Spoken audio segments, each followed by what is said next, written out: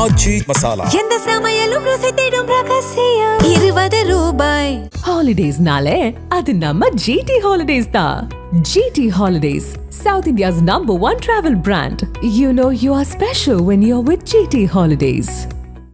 என்னை அறியாமல் வந்த வார்த்தைகளுக்கு நீங்கள் அருள் கூர்ந்து அதை மறந்துவிட வேண்டும் என்று கேட்டு நிறைவு செய்கிறேன். பேரவை தலைவர் அவர்கள, முதலாக இந்திய வரலாற்றில் நம் நாட்டினுடைய முன்னாள் ஜனாதிபதி ஒரு மரியாதைக்குரிய ராஜேந்திர பிரசாத் அவர்களால் 1952 திருவாளர் அம்பேத்கர் அவர்களால் கொண்டு வரப்பட்ட சட்டம் நிராகரிக்கப்பட்டதற்கு பிறகு 1989 முதலாக பெண்களுக்கு சொத்துரிமையில் பங்கு, பெண்களுக்கு வேலைவாய்ப்பில் ரிசர்வேஷன், பெண்களுக்கான மறுமண சட்டம் என்று பெண்களினுடைய வாழ்க்கையை இந்திய தேசியத்தில் அவர்களும் இந்த சமூகத்தினுடைய அங்கமாக ஆக்கிய மாபெரும் புரட்சியாளர், 6 முறை தமிழ்நாட்டை ஆண்ட கலைஞர் அவர்களினுடைய நினைவு நாளில் அந்த முத்தமிழ் அறிஞரை வணங்கி உலகமெல்லாம் எதிர்பார்த்த ஒரு மிகப்பெரிய விஷயம் 2வது உலகப் போர். அதற்கு பிறகு அதை போன்ற ஒரு போர் நடைபெற்றதில்லை. எல்லாரும் பேசப்படுகிற ஒரு பெயர் அடால்ஃப் ஹிட்லர். உலகமெல்லாம் அழிக்கப்பட்டு விடுமோ, இந்த மனித இனம் அடிமைப்பட்டு விடுமோ, உலகத்தை சூரியனே மறையாத பேரரசாக பார்த்த அந்த இங்கிலாந்து நாட்டு மக்கள் அடிமைப்பட்டு விடுவோமோ என்ற அச்சத்தோடு இருந்தபோது அந்த 2வது உலக வாரை டிக்ளேர் பண்ணி அனைத்து மக்களுக்கும் ஒரு நிம்மதியை கொடுத்தவர் வின்ஸ்டன் சர்ச்சில். அந்த வின்ஸ்டன் சர்ச்சில் அவர்கள் 1945 உலகப் போர் முடிந்ததற்கு பிறகு நடைபெற்ற தேர்தலில் கிளைமண்ட் அட்லி அவர்கள், அவர் ஒரு பாரிஸ்டர், அவர் பெரிய நிபுணர், அவர் வெற்றி பெற்று விட்டார். அந்த கொலிஷன் கவர்மெண்ட்ல துணை பிரதமராக இருந்தவர். அப்போது கிளைமண்ட் அட்லியிடம் ஒரு கேள்வி கேட்கப்பட்டது. இவ்வளவு பெரிய மாபெரும் தலைவனை, உலகமெல்லாம் உச்சரித்த அந்த வின்ஸ்டன் சர்ச்சிலை, ஒரு பெரிய ஆரேட்டரை நீங்கள் வீழ்த்தி விட்டீர்களே, நீங்கள் தான் இந்த உலகத்தினுடைய கதாநாயகன் என்று பத்திரிகைகள் கேள்வி கேட்கிற போது கிளைமண்ட் அட்லி சொன்ன வார்த்தையை இந்த அவையிலே நான் நினைவுபடுத்த கடமைப்பட்டிருக்கிறேன். நான் ஜனநாயகத்தில் நடந்த தேர்தலில் வெற்றி பெற்ற சாதாரண மனிதன், சர்ச்சில் ஒரு மகா புருஷர். அந்த வகையில் தெய்வத்துக்கு ஒப்பாகக்கூடிய மாபெரும் தலைவன் சர்ச்சில். அவருடைய சாதனையை தேர்தலில் வெற்றி பெற்ற நான் எந்த இடத்திலும் வெற்றி பெற முடியாது என்று சொன்ன கிளைமண்ட் அட்லியினுடைய வார்த்தையை நினைவு கூர்ந்து, இந்திய ஜனநாயக வரலாற்றில் முத்துவேல் கருணாநிதி ஸ்டாலின் என்ற மகா புருஷனை, அந்த அவதார புருஷரை யாராலும் எந்த இடத்திலும் தேட முடியாத அளவிற்கு மாண்புமிகு மரியாதைக்குரிய நம்முடைய முதல்வர் அவர்கள் கிண்டியினுடைய மெட்ரோ பாலத்தில் போய் சேர்ந்தா பார்த்தாலும், நம்மளுடைய மெட்ரோ ரயிலில் போய் பார்த்தாலும், கோயம்பேடு பேருந்து நிலையத்தில் பார்த்தாலும், இந்த நாட்டில் எந்த திட்டங்களில் பார்த்தாலும் அதில் தமிழக வரலாற்றில், இந்திய வரலாற்றில் இத்தலைவனை போன்று யாரும் திட்டம் கொடுக்க முடியாது என்று தெய்வத்தை யாராவது பார்த்திருக்கிறீர்களா என்று கேட்டால், அணுவிலும் இருப்பார், தூணிலும் இருப்பார், துரும்பிலும் இருப்பார் தான் இந்துவும் சொல்கிறது, இஸ்லாமியும் சொல்கிறது, கிறிஸ்தவமும் சொல்கிறது, வைணவமும் சொல்கிறது, சைவமும் சொல்கிறது. அதை போன்றுதான் தமிழ்நாட்டினுடைய அரசியல் தலைவன், உலகத் தலைவருக்கு ஒப்பான முத்துவேல் கருணாநிதியை எங்கும் தேட வேண்டாம், அவர் எல்லா இடத்திலையும் இருப்பார் என்பதை நினைவு கூர்ந்து, அச்சமில்லை, அச்சமில்லை, அச்சமில்லை, உச்சி மீது வானிடிந்து வீழுகின்ற போதிலும் அச்சமில்லை, அச்சமில்லை, அச்சமில்லை என்ற முண்டாசு கவிஞன் பாரதியினுடைய வரியை இன்றளவும் நினைவுபடுத்திக் கொண்டிருக்கிற எங்களினுடைய இளைஞர்களினுடைய வழிகாட்டி, இந்த தமிழகத்தை வழிகாட்ட போகக்கூடிய நட்சத்திரம், எங்கள் கட்சியினுடைய எதிர்கட்சியினுடைய தலைவர், எங்களுடைய அவை தலைவர் உதயநிதி ஸ்டாலின் அவர்களையும் வணங்கி, இந்த அவையில் என்னை ஒவ்வொரு முறையும் பக்குவப்படுத்திக் கொண்டு வார்த்தைகள் பேசுகிற போதும், படிக்கின்ற போதும், இந்த அவைக்கு நான் வருகிற போதும் எவ்வாறு பக்குவமாக நடந்து கொள்ள வேண்டும் என்று ஒரு தாய் உள்ளத்தோடு தந்தை உள்ளத்தோடு என்னை அரவணைத்துக் கொண்டிருக்கிற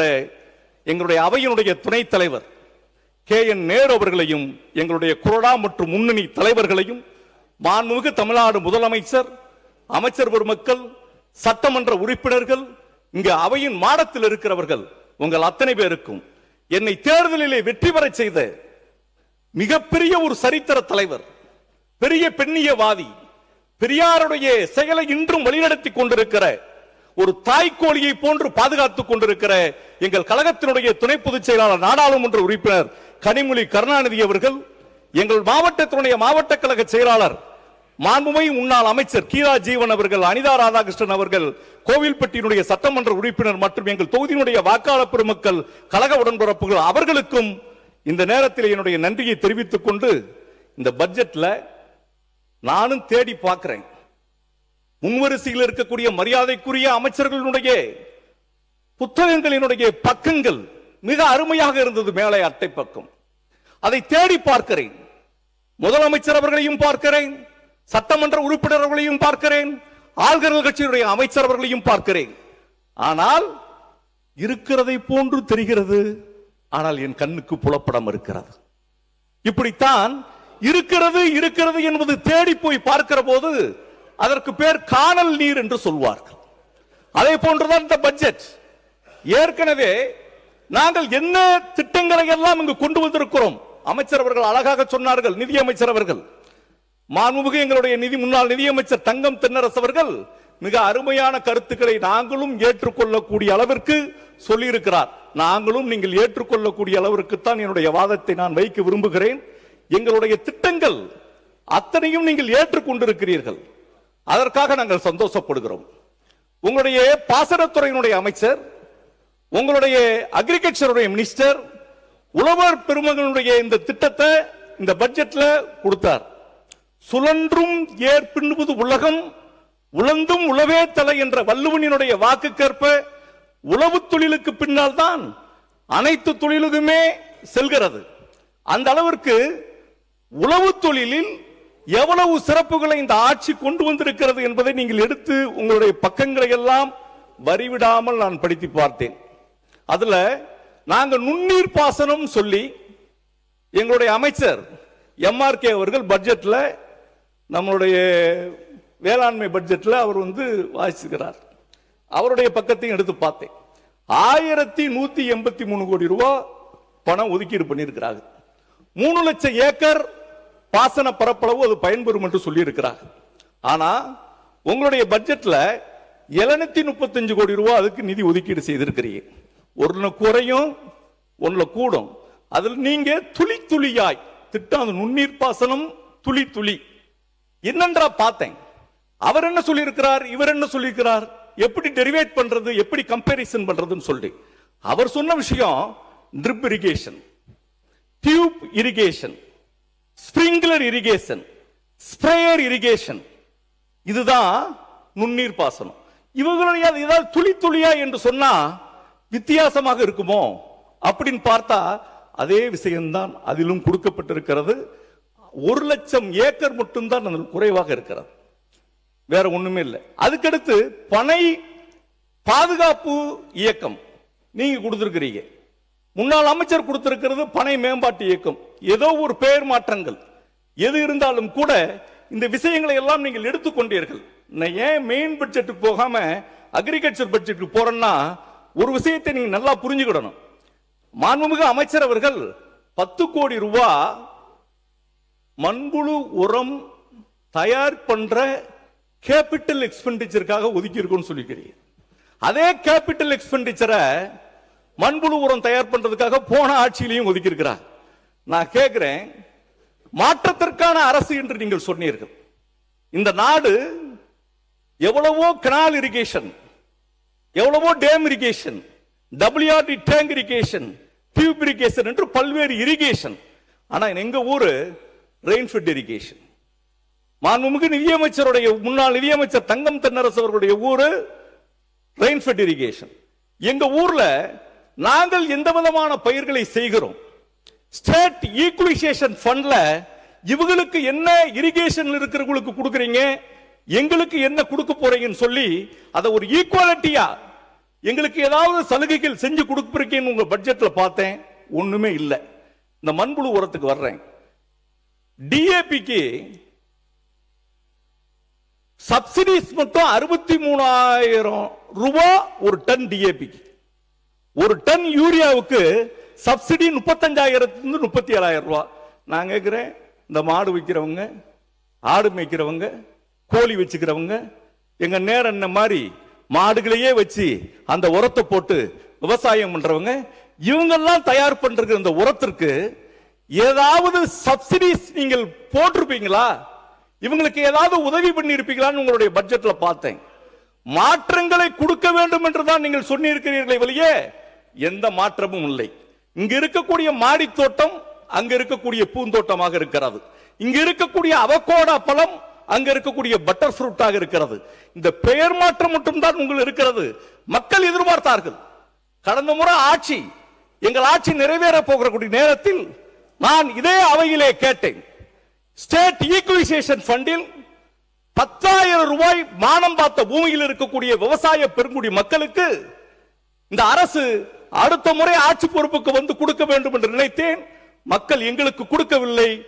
நீங்கள் விவசாய கடனை நாங்கள் முழுமையாக தள்ளுபடி பண்ணுவோம், நெல்லுக்கு ஆதார விலையாக 3,500 கொடுப்போம், கரும்புக்கு ஆதார விலையாக 4,500 கொடுப்போம், குதிரைவாலி, திணை, வரகு, பனிவரகு போன்ற மைனர் மில்லட்ஸ்க்கெல்லாம் நாங்க சப்சிடிஸ் பணம் கொடுப்போம், பல்சஸ்க்கு 2 மடங்கு விலை கொடுப்போம், மக்காச்சோளத்திற்கு குவிண்டாலுக்கு 500 ரூபாய் நாங்க பணம் கொடுப்போம்.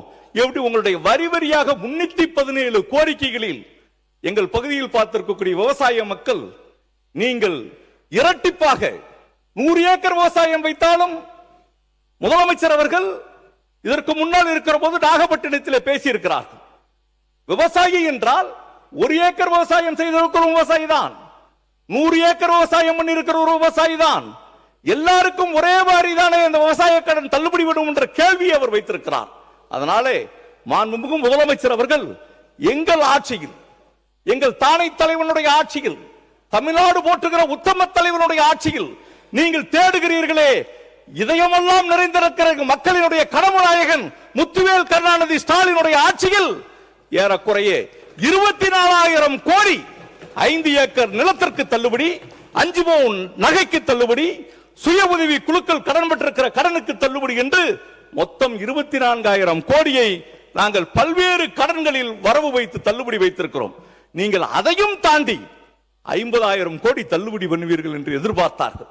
மானாவாரி நிலங்களுக்கு மார்க்கெண்டேயர் என்ன 10,000 ரூபாய் கேட்கிறது. அன்பு சகோதரர் விஜய் அவர்கள் ஆட்சி பொறுப்புக்கு வந்தால் அவர் 20,000 ரூபாய் மானாவாரி நிலங்களுக்கு கொடுப்பார் என்று மக்கள் எதிர்பார்த்தார்கள்.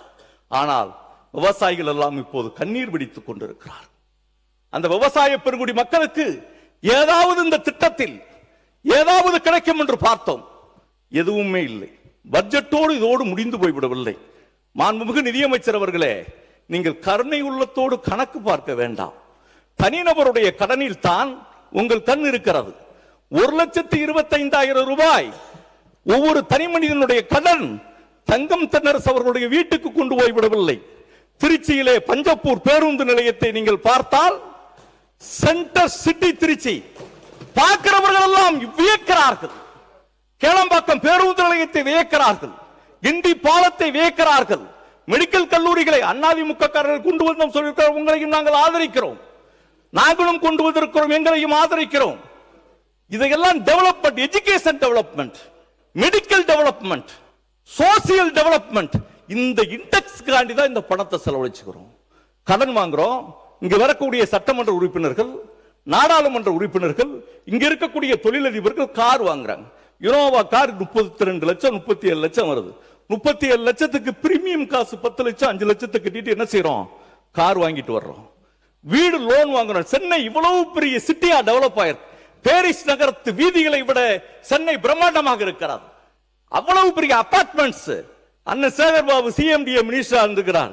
அபார்ட்மெண்ட்ஸ் கட்டுறவங்க அவங்க சொந்த காசுலயே வந்திருக்காங்க. கடன் எதற்காக வாங்கப்படுகிறது? அது மூலதன செலவுக்காக வாங்கப்படுகிறது. ஏழைகளினுடைய கல்விக்காக வாங்கப்படுகிறது. எந்த கடனுமே வாங்க முடியாமல் இருக்கிற அன்றாடம் காட்சியாக இருக்கிற ஒரு 1,31,31,00,000 பெண்களுக்கு மாதம் 1000 ரூபாய் கொடுத்தது. என் இடைநிற்றல் 10வது வகுப்பு 12வது வகுப்பு நின்று போயிடக்கூடாது. அவன் பிஜி வரைக்கும் படிக்கட்டும். எவ்வளவு பிஹெச்டி வரைக்கும் படிச்சாலும் மாசம் உனக்கு 1000 ரூபாய் தர்றேன். நீ எவ்வளவு வரைக்கும் படிச்சாலும் தமிழ் புதுமை பெண் திட்டம், எவ்வளவோ திட்டங்களை அள்ளி கொடுத்த அந்த நாயகன், அந்த பட்ஜெட் எல்லாம் இங்க ஏதாவது இருக்குமா? உறுப்பினர் 14 நிமிஷம் பேச வச்சிருக்கேன். 2 நிமிஷத்துல முடிச்சிருங்க. நீங்க இதுவரைக்கும் நல்ல, நான் என் கூட சட்டமன்ற உறுப்பினராக இருந்தவர் அண்ணன் ஜேசிடி பிரபாகர், அவரை போன்ற ஒரு பண்பாளராக இருக்க வேண்டும் தான் நான் நினைச்சேன். சில நேரங்கள்ல தூத்துக்குடி மண்ணுக்கே இருக்கக்கூடிய வேகம், கொலை வாளினை எடுடா கொடியோர் செயல் அறவே, கொலை வானிலை எடுடா. நம்ம கொலவாளினை எடுக்குன்னு சொல்லி நீ உள்ள பிடிச்சு போட்டுறாங்க, கொஞ்சம் பார்த்து கேட்க. பாவேந்தன் பாரதிதாசனுடைய வரிகளை நான் நினைவுபடுத்த விரும்புகிறேன். கொலை வாளினை எடுடா பெரும் கொடியோர் செயல் அறவே, பாரதிதாசன் சொன்னார்.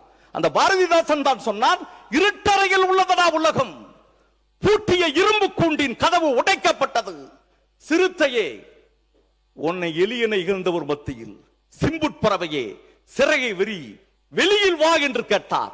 ஆம், அந்த பாலை சிறைச்சாலையில் தான் இந்துக்கள்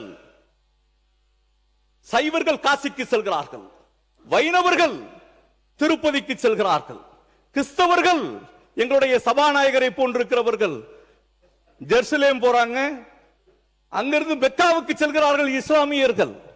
ஆனால் திமுகவினுடைய தொண்டர்கள், அமைச்சர் கொஞ்சம் இளைப்பாருங்க. மாண்புமிகு பேரவைத் தலைவர்களே, பாரதிதாசனுடைய கோட்டை சொன்னார் அவரு வரிகளை. எங்களுடைய மாண்புமிகு முதலமைச்சருடைய ஆட்சி 2026க்கு வருவதற்கு முன்பு அதே பாரதிதாசன் கவிதைகள் வரியில் எங்களுடைய பிரச்சாரம் இருந்தது. ஓடப்பனாய் இருக்கும் ஏழையப்பன் உதயப்பன் ஆகிவிட்டால் ஓர் நொடிக்குள் ஓடப்பன் உயரப்பன் எல்லாம் நிலை மாறி ஒப்பப்பர் ஆகிவிடுவார். இதுதான் எங்களுடைய ஆட்சி. தொடருங்க. மகிழ்ச்சி, நீங்கள் பாரதிதாசனை மதித்திருக்கிறீர்கள்.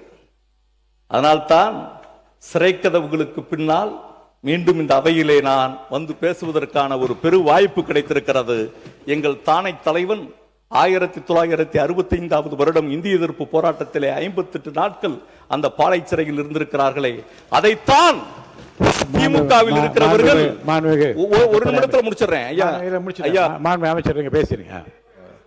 மாண்புமிகு பேரவைத் தலைவர் அவர்களே, மாண்புமிகு உறுப்பினர் அவர்கள் அவர் ஏதோ சிறை கதவுக்கு பின்னால் இருந்து வந்ததாக தெரிவித்தார். வழக்கு நிலுவையில் இருக்கும்போது அதை பத்தி பேச வேண்டாம் என்பது.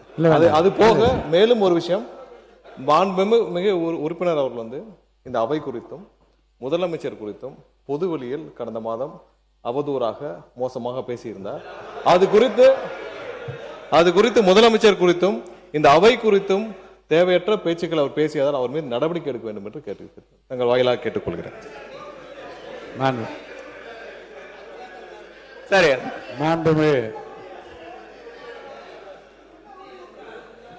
சரி, சட்டத்துறை அமைச்சர் எதற்காக சொல்லியிருந்தால், காலையிலேயே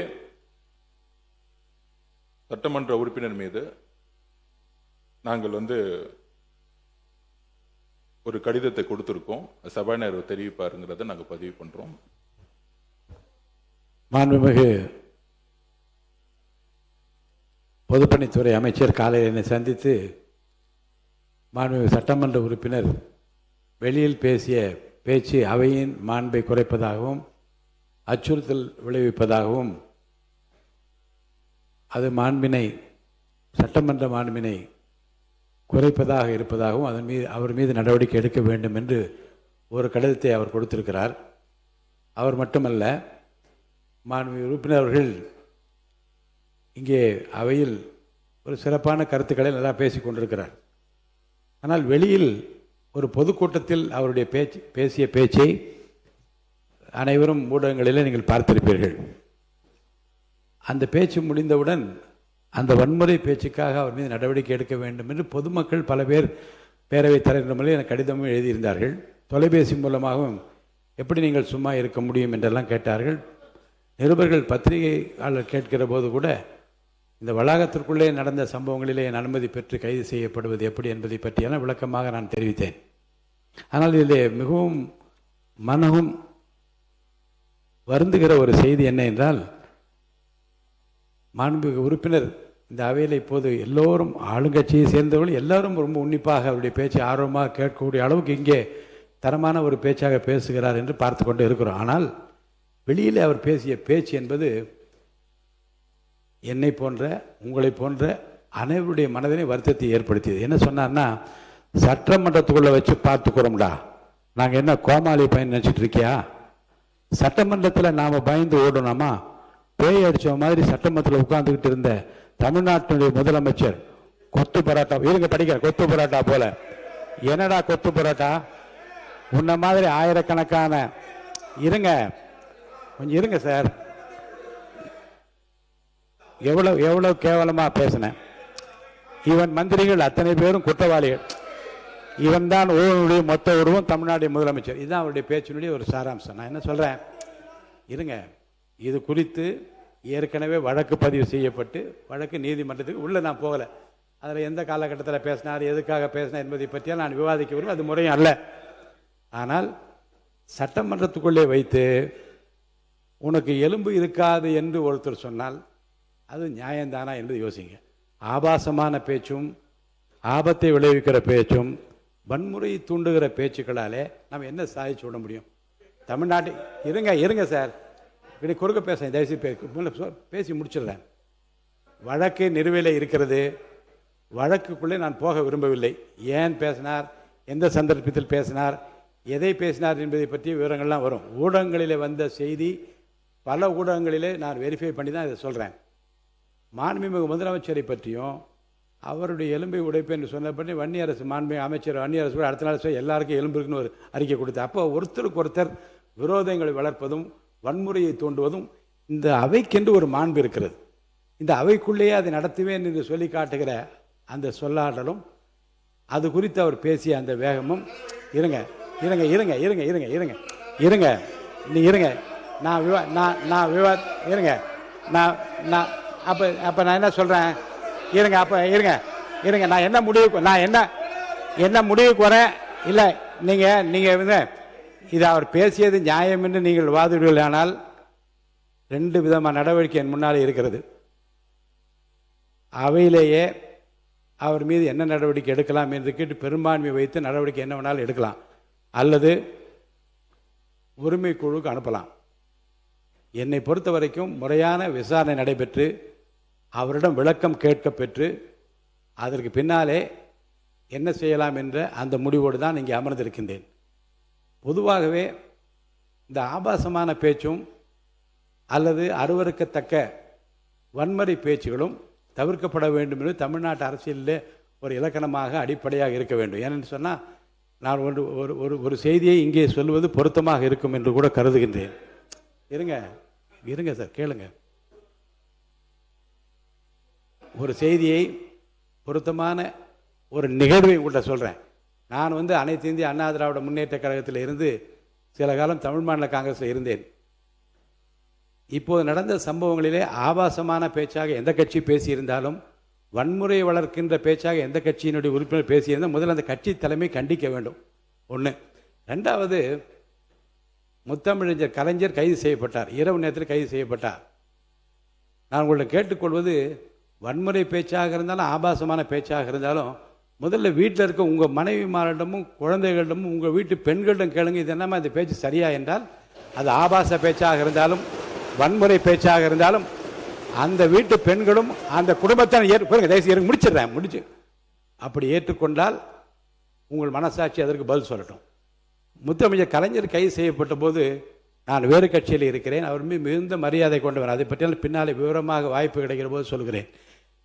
காலையில் என் மனைவியோட நான் சொன்னேன், ரொம்ப காலையில் அந்த காட்சியை பார்த்தோடு நான் கலங்கி விட்டேன் என்று சொன்னேன்.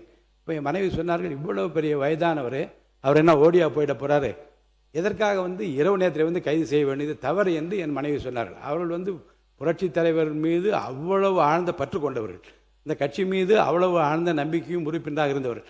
அந்த வார்த்தையை அவர் சொல்லிவிட்டு இதெல்லாம் தப்புங்க என்று சொன்னார்கள். உடனே மரியாதைக்குரிய மூப்பனார் அவரிடம் நான் தொலைபேசியில் சொன்னேன், இது குறித்து உடனடியாக நீங்கள் அறிக்கை கொடுக்க வேண்டும் என்று நான் சொன்னேன். கொடுக்க வேண்டும் என்று நாங்கள் சில பேர், கொடுக்க வேண்டாம் என்று சில பேர். ஆனால் இறுதியில் நான் இல்லத்தில் அமர்ந்து சொன்னேன், பொருள் எதுவாக இருந்தாலும் வழக்கு எதுவாக இருந்தாலும் ஒரு வயது முதிர்ந்தவரை, இந்த தமிழ்நாட்டுக்கு இவ்வளவு உழைத்தவரை இரவு நேரத்தில் கைது செய்து அழைத்து போனது தவறு. அந்த தவறை நீங்கள் சுட்டிக்காட்டாவிட்டால் யார் சுட்டிக்காட்ட முடியும் என்று அறிக்கை கொடுக்க வைத்தேன். இதை நான் சொல்வதற்கு காரணம் என்ன என்று சொன்னால், தவறு எங்கே நடந்தாலும் அந்த கட்சி தலைமை கண்டிக்க வேண்டும். அதுவும் வன்முறை வளர்க்கிற பேச்சாக இருந்தால் அதுக்கு அவர் கண்டிப்பை தெரிவிக்க வேண்டும். அதே போன்று குறிப்பாக தமிழ்நாட்டு அரசியல் இந்திய நாடே இன்றைக்கு பார்த்து கொண்டே இருக்கிறது. இங்கே இருந்து தான் கண்ணியமும் கௌரவமும் பாரம்பரியம் நம்முடைய பண்பாடும் இன்று இந்தியா மொத்தம் கொஞ்சம் கொஞ்சமாக நம்மை பற்றி மக்கள் தெரிந்து கொண்டு ஊடகங்கள்லாம் வளர்ந்து வருகிற போது நாம் யார் என்பதை இந்திய நாடே பார்த்து கொண்டிருக்கிற நிலையில் ஆபாச பேச்சுக்களை தவிர்க்க வேண்டும், வன்முறை தவிர்க்க வேண்டும். நம்முடைய மாமன்ற உறுப்பினர் மார்க்கண்டேயன் அவருடைய அந்த பிரச்சனை பற்றி இங்கே இப்போது இல்லை. அவை உரிமைக்குழு அமைக்கப்படட்டும். அப்படி அமைக்கப்பட்ட பிறகு அவரிடம் உரிய விளக்கம் கேட்கப்பட்டு இந்த பிரச்சனையை நான் அவை உரிமைக்குழுக்கு அனுப்பிவிடுகிறேன். சார் இங்கே உட்காருங்க, இங்கே பாருங்க பாருங்க, சட்டம் பாருங்க, சட்டம் சட்டம் பாருங்க, உட்காருங்க இருங்க. சட்டம் பாருங்க, சட்டம் கடமையை செய்கிறது போல மனிதாபிமானத்தோடு காவல்துறை நடந்து கொள்ள வேண்டும் என்பதில் எந்த மாறுபட்ட கருத்து இருக்க முடியாது. இரவு நேரத்தில் இல்லைங்க, அத்தனை பாரம்பரியமிக்க ஒரு தலைவரை, தமிழ் மக்களால் ஏற்றுக்கொள்ளப்பட்டிருக்கிற முன்னாள் முதலமைச்சரை இரவு நேரத்தில் தான் கைது செய்ய வேண்டிய அவசியம் இல்லை என்பது என்னுடைய சொந்த கருத்து. அதை நான் வலியுறுத்தேன் என்று சொன்னேன். அதில் எந்த விதமான தவறு இருப்பதில் அடுத்த கட்டத்துக்கு போங்க, பேச்ச முடியுங்க மிஸ்டர் மார்க்கண்டேயன். இல்லை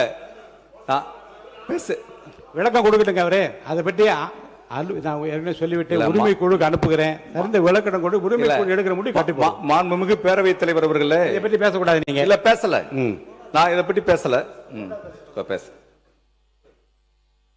பேசுங்க. மாண்புமிகு பேரவைத் தலைவர்களே, ஒரு நடுநிலைமையாக எப்பொழுது நீங்கள் தீர்ப்பு வழங்குவார், அதில் ஒன்று மாற்று கருத்து இல்லை. பொதுவாக அரசியல் இருப்பவர்கள், சட்டமன்ற உறுப்பினர்கள், அமைச்சர்களாக யாராக இருந்தாலும் சரி, வெளியிலே பொதுக்கூட்டங்களில் பேசுகிற பொழுது பல்வேறு உணர்ச்சி வசப்பட்டு சில வார்த்தைகளை பல்வேறு இயக்கத்திலே சார்ந்தவர்கள் அதன்போல் செலுத்தியிருக்கிறார்கள். அது சம்பந்தமாக காவல்துறையின் சார்பாக வழக்குகள்லாம் பதிவு செய்யப்பட்டு அது நீதிமன்றத்திற்கு போய் அது சரியா தப்பா அல்லது தவறு என்று சொன்னால் அதற்கு நீதிமன்றம் தண்டனை வழங்குகிறது.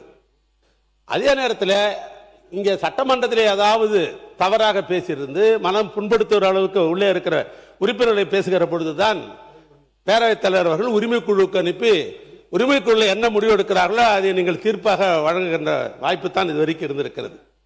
ஒரே பிரச்சனைக்கு 2 இடங்களில் வழக்கு பதிவு என்பது, 2 இடங்களில் தண்டனை வழங்குவது என்பது இதுவரைக்கும் காலாகாலமாக இல்லாத ஒன்று. நம்முடைய மார்க்கண்டேயன் அவரை பொறுத்தளவுக்கு பொதுக்கூட்டத்திலே வெளியிலே பேசியிருக்கிறார். அது சம்பந்தமாக தமிழ்நாடுடைய காவல்துறை அவர் மீது வழக்கு பதிவு செய்யப்பட்டு நீதிமன்ற காவலிலே ஏறத்தாழ 16 நாட்கள் நீதிமன்ற காவலிலே இருந்திருக்கிறார்கள். வழக்கு நடைபெற்றுக் கொண்டிருக்கிறது. வழக்கு என்ன தீர்ப்பு நடைபெறுகிறதோ அதை அவர் அனுபவிக்க போறார். ஆனால் அது சம்பந்தமாக நம்முடைய மாண்புமிகு பேரவைத் தலைவருடைய தலைமையில் இருக்கிற இந்த பேரவையில் அது சம்பந்தமாக நம்ம ஆய்வு செய்வது என்பதோ அது குறித்து நாம் நம்முடைய கருத்தை வெளிப்படுத்துவது என்பது இதுவரைக்கும் இல்லாத ஒன்று. ஆனால் நீங்கள் அதை நீங்க பரிசீலனை செய்யணும். ஒரு நிகழ்வை உங்களுக்கு நான் நினைவுபடுத்த விரும்புகிறேன். அவையை பற்றியும் அவையில் உள்ளதை பற்றியும் ஒரு பத்திரிகையாளர் நடவடிக்கை எடுக்கப்பட்டதை நாடே அறியும். வெளியிலே பேசியது சட்டமன்றத்தை பற்றியதாக இருந்தால், சட்டமன்ற உறுப்பினர் மாண்பை குறைப்பதாக இருந்தால், சட்டமன்றத்தின் பாதுகாப்பை குறைப்பதாக இருந்தால் நிச்சயமாக அது என்னுடைய கவனத்திற்கு எடுத்துக்கொள்ளப்பட வேண்டிய ஒன்று. அந்த வகையில் உரிமைக்குழு அனுப்புகிறோம். உரிமைக்குழு விசாரிக்கட்டும், பதில் பெறப்பட்ட நடவடிக்கை எடுக்கலாம்.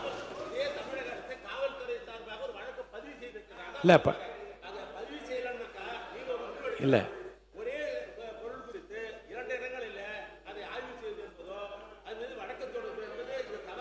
இல்லைங்க, அது வெளியிலே நடந்த வன்முறை பேச்சுக்கு காவல்துறை எடுத்திருக்கிற நடவடிக்கை வேறு.